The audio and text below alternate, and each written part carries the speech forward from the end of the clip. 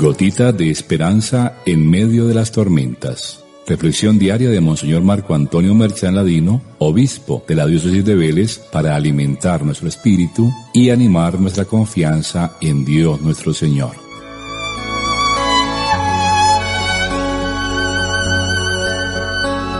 Muy buenos días para todos. Después de estas cortas vacaciones retomamos hoy, martes 17 de enero, nuestras gotitas de esperanza. Cuánto deseamos que la palabra de Dios no sea solamente fuente de nuestra esperanza, de nuestra fe, de nuestra caridad, sino el culmen de toda nuestra vida cristiana, que sea ella la lámpara que guía nuestros pasos. Y por eso los invito a que en este año 2023 nos dejemos guiar por esa palabra. Cada día estas gotitas son simplemente una ayuda que nos permite profundizar un poco más en el mensaje del Evangelio de cada día. Ayer la controversia con el Señor era por el ayuno. Hoy es porque se supone que los discípulos estaban haciendo algo que la ley no permitía hacer en sábado. El relato pretende resaltar la autoridad definitiva de Jesús. El ataque, como vemos, más que contra los discípulos, va dirigido contra el Señor. El sábado era el día consagrado al Señor, día de fiesta, separado de los demás días. Recordaba el séptimo día de la creación, día de descanso, por lo que era prácticamente el precepto más importante, tanto que el mismo Dios lo obedecía, pues ese día Él descansó, de manera que si Dios mismo lo cumplía, ¿quién se atrevería a desobedecerlo? El sábado era además el recuerdo de la liberación de Egipto, por lo que se constituyó en símbolo del día final, en el que el Señor Dios llevaría a cumplimiento sus promesas de salvación, con sus consecuencias de paz, de reconciliación, plenitud y alegría. Pues finalmente el ser humano en aquel día se reconciliaría con Dios, con los demás, consigo mismo y con la naturaleza. Entendemos el por qué estaba prohibido hacer cualquier trabajo, incluido el recoger los frutos. Claro que a mi juicio la crítica contra los discípulos era exagerada, pues no estaban exactamente trabajando, estaban simplemente recogiendo algunas espiguitas para comerse sus granos, como si fueran un paquetico de maní, mientras llegaba el momento de comer. Jesús por su parte actúa en sábado, no violando nunca la ley, ni por provocarlos, sino con una intención muy precisa. Con su autoridad estaba demostrando que todo aquello que esperaban se cumpliera en el día final, el del que el sábado era su signo, se estaba verdaderamente cumpliendo con él. Con Jesús el reino de Dios había llegado, con su encarnación había comenzado el día tan esperado en el que se salvaría la humanidad.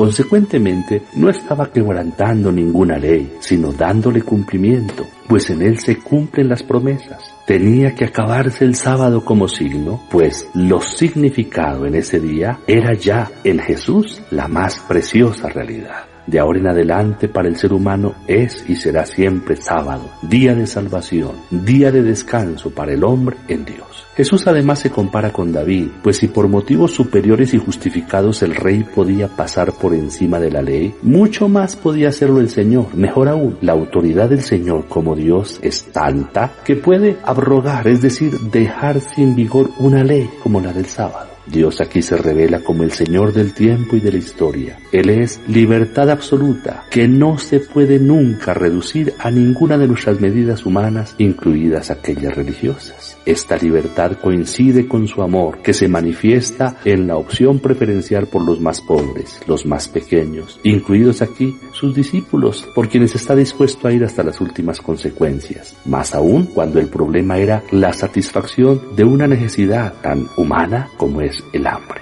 Nos enseña entonces a mirar más allá de las apariencias y a reconocer el primado del ser, de la persona humana, afirmado desde la creación y nunca desmentido. Como hijos de Dios y discípulos del Señor, pidamos al Señor, a Dios nuestro Señor, que podamos actuar en consecuencia, que el Señor nos ayude a tener el discernimiento para no dejarnos llevar por apariencias y legalismos, sino para aprender a mirar con el corazón y a actuar de acuerdo a la voluntad de Dios, que es amor por el ser humano. El Señor esté con ustedes y la bendición de Dios Todopoderoso, Padre, Hijo y Espíritu Santo, descienda sobre ustedes y los acompañe siempre. Amén. Feliz día para todos y feliz retorno de las gotitas de esperanza.